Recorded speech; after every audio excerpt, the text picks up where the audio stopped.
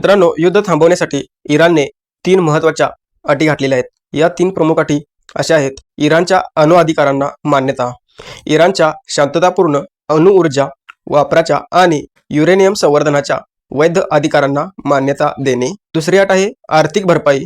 युद्धामुळे इराणचे जे नुकसान झालेले आहे त्याची भरपाई, आर्थिक आणि भौतिक भरपाई, नुकसान भरपाई देण्यात यावी, अशी इराणची दुसरी मागणी आहे.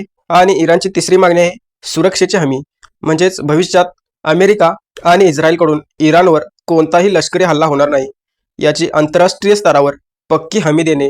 अशा 3 अटी इराणने हे युद्ध थांबवण्यासाठी घातलेले आहेत. मित्रांनो, अमेरिकेचे राष्ट्राध्यक्ष डोनाल्ड ट्रम्प हे ट्विटरवरून जरी आपण हे युद्ध जिंकलेलं आहे आणि हे युद्ध आता थांबलेलं आहे अशा पद्धतीचे ट्विट करत असले तरी तेच दुसरीकडे स्ट्रेट ऑफ हॉर्मुझ ही खाडी चालू करण्यासाठी नेटोच्या देशांना तसेच इतर देशांना आपले वॉरशिप पाठवण्यासाठी आग्रह करत आहेत.